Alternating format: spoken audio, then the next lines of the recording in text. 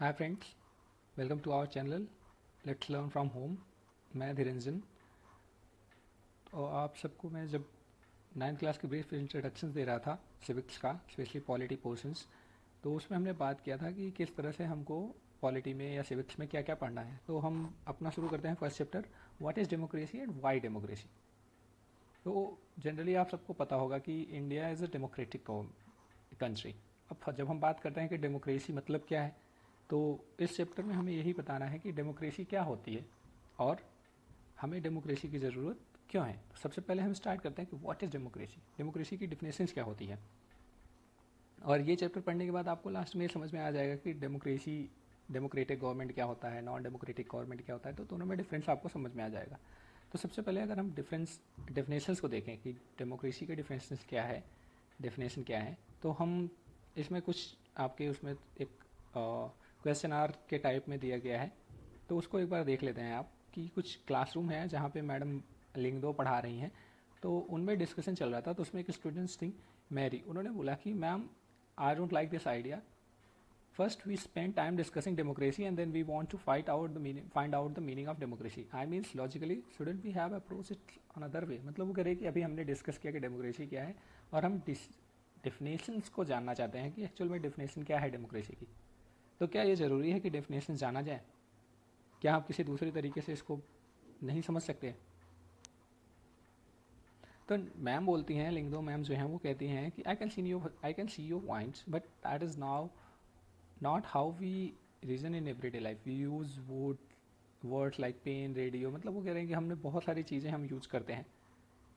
Pen है, rain है, love है, so many things are there. तो क्या हम सबका डिफिनेशन जानते हैं? हम उस चीज़ को नहीं जानते। तो बिल्कुल ऐसा ज़रूरी नहीं है कि हमें डिफिनेशंस को जानना ही पड़ेगा या जानना ही चाहिए। तो एक और स्टूडेंट थी मैरी, उसने कहा कि मैम जब हमें नहीं जानने की ज़रूरत है तो हम डेमोक्रेसी की मीनिंग को क्यों ढूंढ रहे हैं और डेमोक्रेसी के डेफिनेशंस को क्यों जानना चाहते हैं। तो मैम बोलती हैं कि डेमोक्रेसी के डेफिनेशंस को जानना इसलिए ज़रूरी होता है क्योंकि किसी भी वर्ड की मीनिंग को जानना इसलिए ज़रूरी होता है क्योंकि वो उससे सिमिलर दूसरी चीज़ों से डिफ्रेंशिएट कर देता है। जब हम किसी भी चीज़ के बीच में कंपेयर करने लगते हैं, किसी भी चीज़ से डिफ्रेंशिएट करना शुरू कर देते हैं, तब हमें डेफिनेशंस की ज़रूरत होती है। जैसे रेन की डेफिनेशन जनरली हमें ज़रूरत नहीं होती कि बारिश क्या है, जो एग्जांपल उन्होंने दिया। बट अगर हम रेन को डिज़ल से, क्लाउड ब्रश से जब उससे अलग करने लगते हैं, जब उससे डिस्टिंग्विश करने लगते हैं, तब हमें रेन की डिफिनेशंस पता होनी चाहिए। इसी तरह से डेमोक्रेसी, जब हम डेमोक्रेसी के नॉन डेमोक्रेसी से या एरिस्टोक्रेसी या अदर फॉर्म ऑफ जो गवर्नमेंट होती हैं, जब उनसे आप कंपेयर करने लगते हैं, जब आप उनसे अलग करने लगते हो, तब आपको ज़रूरत पड़ती है कि डेमोक्रेसी की डेफिनेशंस क्या है। तो एक और स्टूडेंट था रिवेंज, उसने वो बोलते हैं कि हमें डेफिनेशंस की क्या ज़रूरत है। अब्राहम लिंकन ने कहा है democracy is the government of the people, bye the people, for the people. तो और चूंकि मेघालय में भी ऐसा ही सेल्फ रूल है, तो क्यों ना ऐसा हो कि हम इसको ही डेफिनेशन मान के चले। मैम बोलती हैं बिल्कुल, ये बहुत अच्छा वो है, डेफिनेशन है, बट क्या हर जगह ये सही है? क्या ऐसा है कि किसी ने कह दिया तो हमने बिना सोचे उसे अडॉप्ट कर लिया? समय के साथ साथ चीज़ें चेंज होती रहती हैं और हम उसे इसलिए एक्सेप्ट कर लें क्योंकि वो फेमस है। तो हमें खुद से सोचना चाहिए। तो एक और स्टूडेंट था योलांद, उसने बोला कि मैं कुछ सजेस्ट कर सकता हूँ। चूँकि डेमोक्रेसी दो वर्ड से मिल के बना हुआ है, demos and kratia. Demos means people, kratia means rule. तो democracy is the rule by the people, तो this is the correct meaning. तो और इस वो बोलता है कि यही तो करेक्ट मीनिंग है, democracy is rule by people. तो हमें क्यों ज़रूरत है हम डिबेट करें या हम उसके डेफिनेशंस को सर्च करें। तो मैम बोलती हैं this is also very helpful way of thinking about the matters. I would just say that this does not always work. हाँ, वो कहती हैं कि ये हमेशा वर्क नहीं करता। वो एग्जांपल देती हैं कि पहले कंप्यूटर का काम होता था सिर्फ न्यूमेरिकल सॉल्व करना, न्यूमेरिकल प्रॉब्लम्स को सॉल्व करना, सम्स को सॉल्व करना। लेकिन आज के समय में कंप्यूटर का काम बहुत सारी चीज़ों में होता है। तो क्या ये जो डिफिनेशन था रूल बाय द पीपल, क्या वो पुराना नहीं हो गया? क्या उसे मॉडर्न करने की ज़रूरत नहीं है? हो सकता है आपको थोड़ा सा कम समझ में आ रहा हो, क्योंकि अभी ये बेसिक आइडियाज़ हैं, जब हम आगे पढ़ेंगे तो बहुत क्लियर हो जाएगा। तो बच्चे डिसाइड करते हैं कि मैम आप ही बताइए क्या हो सकता है। हाँ, तो उसके बाद यहाँ एक सिंपल डेफिनेशन स्टार्ट करते हैं। सिंपल डेफिनेशन में क्या आता है? Democracy is a form of government in which the rulers are elected by the peoples. ये बिल्कुल बेसिक डेफिनेशन है कि ऐसी फॉर्म ऑफ गवर्नमेंट होती है जहाँ पे जो रूलर्स होते हैं वो डायरेक्ट पीपल्स के द्वारा इलेक्टेड होते हैं। ठीक है, अब इसमें बहुत सारी चीज़ें आ सकती हैं कि जैसे एग्जांपल अगर हम ले लें कि म्यांमार में जो गवर्नमेंट है वहाँ पे मिलिट्री रूल थी, तो वो पीपल्स के द्वारा इलेक्टेड नहीं थे। सऊदी अरबिया ले लो, सऊदी अरबिया में जो प्रिंस होते हैं वो हरारकी से सेलेक्ट होते हैं। जैसे कि कोई किंग है, उसका बेटा ही अगला किंग बनेगा, उसका बेटा अगला किंग बनेगा, तो अभी भी राजशाही वहाँ पे चली आ रही है, किंगशिप चली आ रही है। देन हमने पीछे देखा होगा पिनोचे, जो चीले के वो थे प्रेसिडेंट, वो भी इलेक्टेड नहीं थे। तो ये सब मोनार्की के फॉर्म है। तो आप एक बार कह सकते हो कि हाँ ठीक है कि democracy is the form of government in which the rulers are elected by the people. पर क्या ये बिल्कुल सही है? जो भी डेफिनेशंस इसमें बताई गई हैं, क्या ऐसा है? क्योंकि बहुत सारी कंट्रियां कहीं ना कहीं अपने आप को डेमोक्रेसी दिखाने की कोशिश करती हैं कि हम वो हैं जो डायरेक्ट पीपल्स के द्वारा इलेक्टेड किए गए हैं। क्या वाकई में रूल्स वही बनाते हैं या रूल वही कर रहे हैं जो डायरेक्ट पीपल्स के द्वारा इलेक्टेड हैं? तो हम आगे पढ़ेंगे इसको, तो क्लियर हो जाएगा। फीचर्स ऑफ डेमोक्रेसी, हमने जो सिंपल डेफिनेशन क्या देखा था? Democracy is a form of government in which the rulers are elected by the people. अब इसमें कुछ क्वेश्चंस उठते हैं। सबसे पहले, हु आर द रूलर्स? जब हम बात करते हैं ना कि form of a government is which in which the rulers are, तो कौन से रूलर्स, किन की बात की जा रही है? क्या जो ऑफिसर्स हैं या जो रूलर्स हैं, क्या वो वाकई में डिसीजंस ले पाते हैं? तो रूलर्स कौन है? सबसे पहले तो ये क्वेश्चन उठता है। सेकंड क्वेश्चन उठता है, what kind of election constitutes a democratic election? कैसा इलेक्शन होना चाहिए? इसमें है ना कि इलेक्टेड बाय द पीपल, तो वो जो इलेक्शन है वो इलेक्शन कैसा होना चाहिए? क्या कोई भी इलेक्शन को हम डेमोक्रेटिक इलेक्शन बोल सकते हैं? तो इस पर हम देखेंगे। उसके बाद थर्ड आ जाता है कि who are the peoples. Definition में लिखा है ना कि इलेक्टेड बाय द पीपल, तो ये पीपल कौन है? क्या कोई भी इलेक्शन, कोई भी वोट कर सकता है? Anybody can vote or anybody can elect? तो इस पे हम बात करेंगे। उसके बाद फाइनली आता है what kind of a form of government. हम किस फॉर्म ऑफ गवर्नमेंट की बात करते हैं? Can elected rulers do whatever they wants to do, या उसके लिए कुछ सर्टेन रिस्पॉन्सिबिलिटीज़ होती हैं, सर्टेन लिमिट्स फिक्स होते हैं? तो हम इसके बारे में बात करते हैं। तो सबसे पहले हम देखते हैं major decision by elected leaders. अब क्या, बहुत सारे, एक एग्जांपल, पाकिस्तान में परवेज़ मुशर्रफ थे, वो मिलिट्री कॉप थे, मतलब मिलिट्री के प्रेसिडेंट थे या मिलिट्री के चेयरमैन थे, sorry, supreme commander of military थे पाकिस्तान के परवेज़ मुशर्रफ। उन्होंने 1999 में इलेक्टेड जो गवर्नमेंट थी पाकिस्तान की उसको थ्रो आउट कर दिया। ओवरथ्रो करने के बाद वहाँ वो खुद को चीफ बना दिया। वो खुद को बता दिया कि नहीं, अब मैं ही सारा काम देखूंगा। उसके बाद उन्होंने खुद को 2002 में खुद को प्रेसिडेंट डिक्लेयर कर दिया। अब देखो, जब आप प्रेसिडेंट को अब उन्होंने खुद को प्रेसिडेंट डिक्लेयर कर दिया, उसके बाद मीडिया पे कुछ बैन्स लगा दिए, human rights organisations, democratic activities, सब ने ये बोला कि नहीं ये गलत है। उन्होंने क्या किया? इन अगस्त 2002 he issued a legal framework order that amends the constitution of Pakistan. According to this order, the president can dismiss the nation and provide provincial assemblies. उन्होंने 2002 में एक फ्रेमवर्क, एक लॉ पास किया जिसमें ये कहा गया कि जो प्रेसिडेंट है वो किसी भी इलेक्टेड गवर्नमेंट को, जो स्टेट्स की गवर्नमेंट होती हैं, उन्हें आसानी से ओवरथ्रो कर सकता है, उन्हें आसानी से हटा सकता है। The work of civil cabinet is supervised by the National Security Council, which is dominated by military officers. उन्होंने एक दूसरा रूल, ये भी उसमें रूल में ये था कि जो भी डिसीजंस कैबिनेट लेगी, कैबिनेट मतलब वो लोग जो सरकार चला रहे हैं, तो वो अगर कोई भी डिसीजन ले रहे हैं तो उनके डिसीजंस को एक और कमेटी होगी, वो रूल करेगी, वो चेक करेगी, और वो जो कमेटी होगी उसका नाम है नेशनल सिक्योरिटी काउंसिल। वो चेक करेगी, और उस सिक्योरिटी काउंसिल के मेंबर कौन कौन से होंगे? वो मिलिट्री ऑफिसर्स होंगे।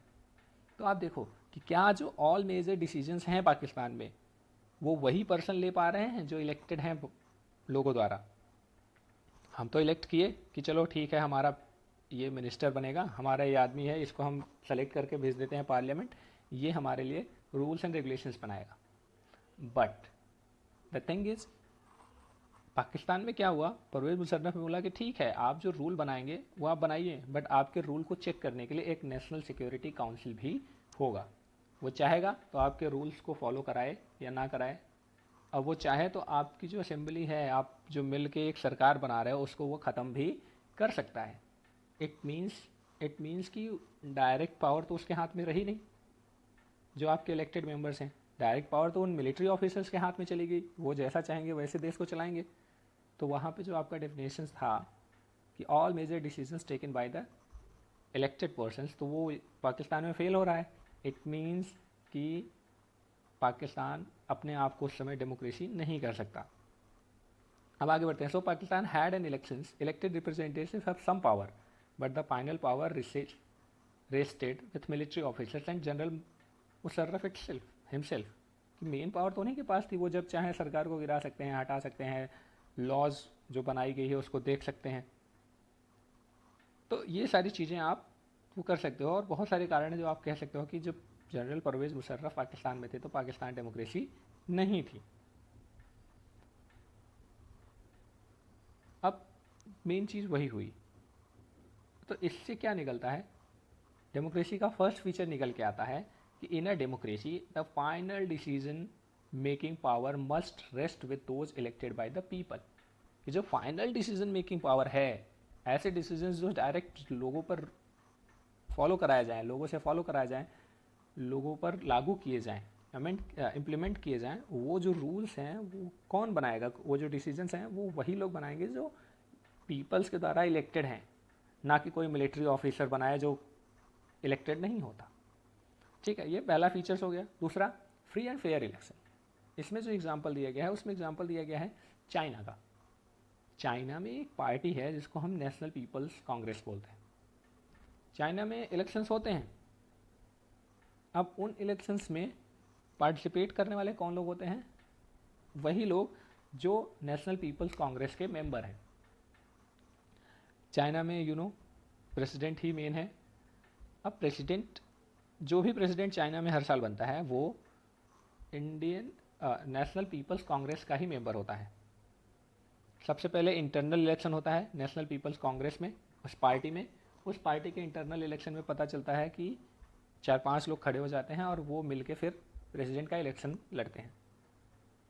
अब चूंकि आप देखो, फ्री एंड फेयर इलेक्शन क्या हुआ? फ्री एंड फेयर इलेक्शन होता है हर किसी को वोट देने का अधिकार और हर किसी को इलेक्शन लड़ने का अधिकार हो।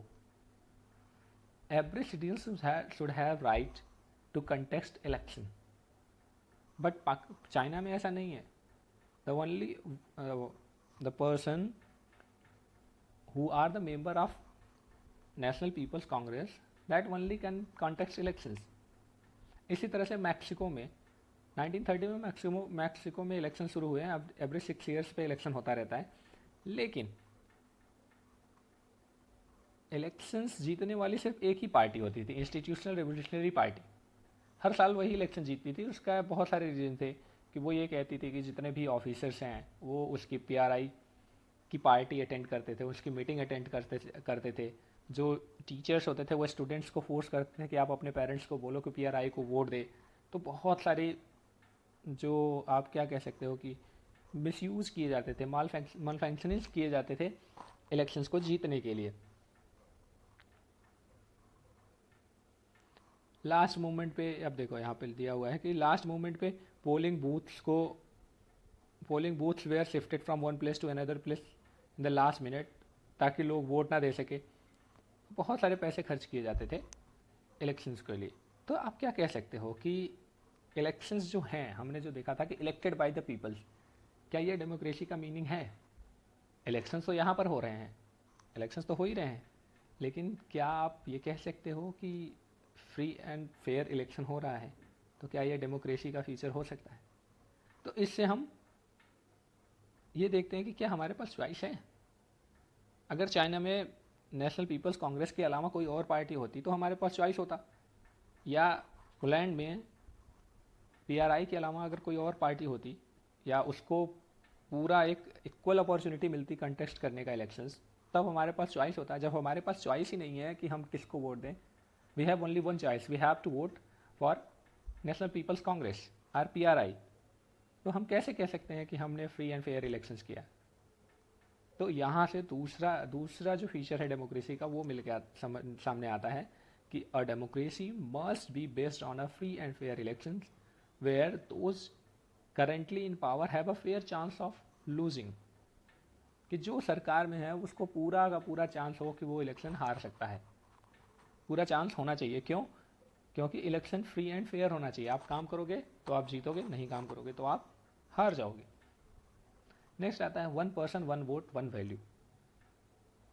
मीन्स हर पर्सन का एक वोट होगा, एक आदमी एक वोट दे सकता है और उस वोट की उतनी ही वैल्यू होगी जितनी दूसरे के वोट की वैल्यू होती है। अब इसमें हम आगे बढ़ते हैं।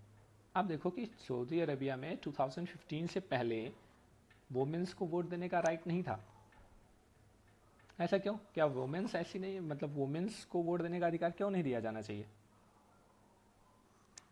उसके अलावा Estonia has made its citizenship rules in such a way that peoples belonging the Russian minorities field is difficult to get the right of vote. Ethiopia ने क्या, एस्टोनिया ने क्या किया, उसने ये बोला कि जो रशियन माइनॉरिटीज़ हैं, रशिया के जो माइनॉरिटीज़ हैं, वो वोट नहीं दे सकते। तो क्या यहाँ पे वन पर्सन वन वोट का जो डेफिनेशन है वो फॉलो हो रहा है? वुमेन्स भी तो पर्सन हैं, उन्हें भी तो वोट देने का अधिकार होना चाहिए था, बट ऐसा नहीं हुआ। अब फिजी में क्या है, electoral system is such that the vote, ये देखो आप फिजी में देखो, the election system in is such that the vote of an indigenous Fiji has more value than the other Indian Fiji. मतलब कि जो वोट वैल्यू है Fiji के पर्सन की, वो वैल्यू ज़्यादा है देन इंडियन फिजिशियन की, फ्यूजियन की। मतलब अगर फ्यूजी में रहने वाला कोई इंडियन है, इंडियन ओरिजिन का है, तो उसकी वोट वैल्यू कम होगी, और जो फिजी का खुद का है, मतलब वहीं का रहने वाला है, मूल निवासी है, उसकी वैल्यू ज़्यादा होगी। तो ऐसा लगता नहीं कि ये चीटिंग है, ऐसा नहीं होना चाहिए। क्योंकि जब आप बात करते हो वन पर्सन वन वोट की और वन वैल्यू की, तो यहाँ पे तो गलत हो रहा है, क्योंकि सऊदी अरबिया में ना ही वुमेंस को वोट देने का अधिकार है, तो वन पर्सन वन वोट तो हुआ ही नहीं, क्योंकि वुमेंस तो वोट दे ही नहीं रही हैं। दूसरा, जब आप कहते हो वन वैल्यू की, तो वैल्यू तो सेम हुई नहीं, क्योंकि फिजी में फिजी वालों की वैल्यू ज़्यादा है, इंडियन फिजी जो हैं उनकी वैल्यू कम है। तो इस तरह से आप कह सकते हो कि ये गलत है। तो डेमोक्रेसी का थर्ड फीचर यहाँ से निकल के आता है कि in a democracy each adult citizens must have one vote and which vote must have one value। तो आप देख रहे हो ना कि डेफिनेशन जो हमने पढ़ा था कि the democracy is the form of government which is decisions are taken by the elected peoples. अब उससे कहीं ब्रॉड है डेमोक्रेसी की मीनिंग। तो डेमोक्रेसी का आप याद रखना, क्योंकि डेमोक्रेसी के फीचर्स पूछे जाते हैं। कभी कभी ऐसे क्वेश्चन आ सकते हैं, what are the main features of democracy, तो आपको ये चार पांच फीचर्स लिखने होते हैं। या कभी कभी आ जाता है कि what do you understand by free and fair elections in democracy, तो आपको ये सारी चीज़ें वहाँ दिखानी है। सिंगल डेफिनेशंस को भी पूछ सकता है कि आप इसको एलोबरेट करो, ठीक है। उसके बाद आता है rule of law and respect for right. आप देखो जिम्बाब्वे को 90 एग्जाम्पल जो दिया गया है उसमें बताया गया है कि जिम्बाब्वे को 1980s में इंडिपेंडेंस मिली थी। उसके बाद वहाँ पे एक पार्टी थी JANU and PF, JANU PF बोल सकते हो आप इसको, जिसने जिम्बाब्वे को इंडिपेंडेंट कराने में बहुत हेल्प की थी या बहुत स्ट्रगल किया था। उसके लीडर थे रॉबर्ट मुगाबे, अभी कुछ समय पहले तक वो थे। रॉबर्ट मुगाबे जो थे उन्होंने वो वहाँ के, अब चूँकि फ्रीडम स्ट्रगल था तो पार्टी का लोगों को सपोर्ट भी मिला होगा। इंडिपेंडेंस के बाद रॉबर्ट मुगाबे प्रेसिडेंट बन गया वहाँ के जिम्बाब्वे के। अब उन्होंने क्या किया, जब ये प्रेसिडेंट बन गए तो अब उनके अंदर थोड़ी सी लालच आ गई। अब उन्होंने क्या किया, रूल्स रेगुलेशंस तो अब अच्छे बनाए गए थे कि ठीक है इतने समय बाद इलेक्शन होंगे, फिर से इलेक्शन होगा, ऐसे होगा वैसे होगा, there are so many rules and regulations. But president बनने के बाद मुगाबे ने क्या किया, बार बार इलेक्शन जीतने के लिए चेंजेस कराना शुरू कर दिया। इलेक्शंस गलत तरीके से इलेक्शंस जीतना शुरू कर दिया, रूल्स रेगुलेशंस बनाना शुरू कर दिया। उन्होंने एक समय में आया, सी दिस पॉइंट,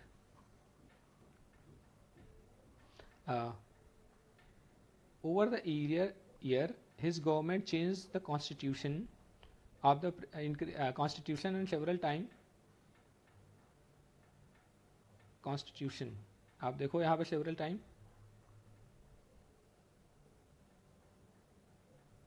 जी। तो उन्होंने क्या किया, उन्होंने देखा कि उन्होंने कॉन्स्टिट्यूशन को चेंज कर दिया और उन्होंने प्रेसिडेंट्स के पावर को ही बढ़ा दिया। और ये भी कोशिश की कि प्रेसिडेंट से कोई कुछ पूछे ना। उन्होंने टेलीविजन, रेडियो, इन सब चीज़ों को पे बैन कर दिया कि आप प्रेसिडेंट्स को क्रिटिसाइज़ नहीं कर सकते, प्रेसिडेंट की बुराई आप नहीं कर सकते। इसका मतलब क्या हुआ, इसका मतलब ये हुआ कि उन्होंने जो रूल्स स्टार्टिंग में बनाए थे, इलेक्शन जब जिम्बाब्वे को इंडिपेंडेंट कराना था, आज़ाद कराना था, तो उन्होंने जो रूल्स एंड रेगुलेशंस बनाए थे वो खुद उसके खिलाफ चले गए, ठीक है। और 2017 में उनको ज़बरदस्ती हटाया गया। अब आप सोचो कि 1980s से जब वो आज़ाद हुए थे तब से लेके अभी तक उनकी ही पार्टी, मतलब वो अकेले प्रेसिडेंट थे। तो ये दिखाता है कि जब आप पॉपुलर अप्रूवल मिल जाता है किसी रूलर को, जनता ने उन्हें सपोर्ट कर दिया और बना दिया, तो आप रूल्स और रेगुलेशंस को ही वो बाईपास करने लगते हैं और चेंज करने लगते हैं। और ये बहुत इम्पॉर्टेंट होता है कि इलेक्शंस जीतने के बाद भी आपके ऊपर नज़र रखी जाए कि आप कहीं ऐसा काम तो नहीं कर रहे हो कि जिससे कि आप अनारकी बन जाओ, मोनार्च बन जाओ या तानाशाही करने लगो। तो इसका सबसे इम्पॉर्टेंट रोल होता है कि अगेंस्ट में भी, या जो प्रेस है, जो लोग हैं, उन्हें बोलने की आज़ादी होनी चाहिए। उन्हें गवर्नमेंट को क्रिटिसाइज़ करने का, गवर्नमेंट की कमियों को दिखाने का, गवर्नमेंट की बुराई करने का अधिकार होना चाहिए। तो इससे आप देखोगे कि एक नया डेफिनेशन आपको मिलता है, अ डेमोक्रेसी। हम ये पैराग्राफ पढ़ेंगे। There are some conditions that apply the way a government rule after the election. A democratic government cannot do whatever it's like simply because it has won an election. It has to respect some basic rules. क्योंकि वो election जीता है तो उसे कुछ basic rules follow करने पड़ेंगे, उन्हें रिस्पेक्ट करना पड़ेगा। माइनॉरिटीज़ को कुछ गारंटीज़ देने पड़ेंगे, लोगों को कुछ अधिकार देने पड़ेंगे। तो वही वो कहता है। इसी तरह से हमको हमारा आगे हम इसके बारे में डिटेल पढ़ेंगे। तो इसमें अब हमें लास्ट अपना जो फीचर्स हैं वो देखने को मिलता है। या democratic government rules within limits set by constitutional law and citizens rights. जो हमारे रूलर्स होते हैं उनको ऐसे रूल करना है, गवर्नमेंट ऐसे चलती है जो कॉन्स्टिट्यूशनल लॉ बनाए गए हैं, जो सेट किए गए हैं, और जो सिटीजन्स के राइट्स हैं उसके अकॉर्डिंग चलते हैं। वो ऐसा नहीं हो सकता कि वो अपना मनमानी करने लगे। तो अब आप समरी डिफिनेशंस आपको बेसिकली लेआउट समझ में आ गया होगा कि डेमोक्रेसी एक्चुअल में है क्या। हम कह सकते हैं democracy is a form of government in which the rulers are elected by the peoples. इससे कहीं बड़ा हमारा अब मॉडर्न डिफिनेशन है। डेमोक्रेसी क्या हो सकता है, फीचर्स क्या हो सकते हैं, जैसे अब देखिए आप लास्ट जो पॉइंट बताया गया है, rulers elected by the peoples take all major decisions, elections offer a choice and fair opportunity to the peoples to change the current rulers। मतलब कि जो भी इलेक्शंस हो रहे हैं वो लोगों को ऑफर इसलिए, इलेक्शन इसीलिए होते हैं कि आप चाहो तो सरकार को मत जिताओ, किसी और पार्टी को इलेक्शन जिता के गवर्नमेंट बना सकते हो या सरकार बना सकते हो। इसलिए इलेक्शन कराए जाते हैं। अगर बार बार सेम पार्टी को या सेम पर्सन को ही प्रेसिडेंट बनना है या सेम पर्सन को ही गवर्नमेंट बनानी है तो इलेक्शन की क्या ज़रूरत है। तो इलेक्शंस फ्री एंड फेयर होने चाहिए। Elections offer a choice and fair opportunity to the peoples to change the current rulers. Third है, the choice and opportunity is available to all the peoples of an equal basis. चाहे आपको vote देने का अधिकार है तो सबका बराबर होना चाहिए, इलेक्शन लड़ना है तो सबके लिए बराबर होने चाहिए कि हर कोई इलेक्शन लड़ सकता है। तो ये सारी चीज़ें, अपॉर्चुनिटी सबको बराबर मिलनी चाहिए। नेक्स्ट है, the exercise of this choice leads to a government limited by basic rules of the constitution and citizens right. Citizens के राइट्स कॉन्स्टिट्यूशन के बेस पे होने चाहिए। ऐसा नहीं कि जो कोई भी अगर सरकार बन गई, पर्सन लीडर बन गया तो मनमानी करना शुरू कर दे। कुछ रूल्स एंड रेगुलेशंस बनाए जाते हैं, उसके विद इन दैट लिमिट उसे काम करना होता है। इस डेफिनेशंस के बारे में हम और आगे बहुत डिटेल में पढ़ेंगे। तो हमने देखा, आपको समझ में आ गया होगा कि क्या होता है डेमोक्रेसी, डेफिनेशन समझ में आ गया होगा। नेक्स्ट पार्ट में हम देखेंगे कि डेफिनेशंस ठीक है, डेमोक्रेसी तो हमें समझ में आ गया कि डेमोक्रेसी क्या होता है, लेकिन हमें डेमोक्रेसी की ज़रूरत क्यों है, why we need a democratic government, तो हम उसके बारे में नेक्स्ट चैप्टर में पढ़ेंगे। तो प्लीज़ अगर कोई डाउट्स हैं तो सब्सक्रिप्शन में हमारा टेलीग्राम लिंक मिलेगा, तो आप टेलीग्राम पे जाके आप अपने कोई भी डाउट्स पूछ सकते हैं। I will be there always to help you. और कुछ सजेशंस हैं, आप प्लीज़ हमारे चैनल को सब्सक्राइब कर लीजिए, इसमें और भी सब्जेक्ट्स कंटिन्यू होंगे। तो stay tune and stay at your home and be safe. Thank you, bye bye.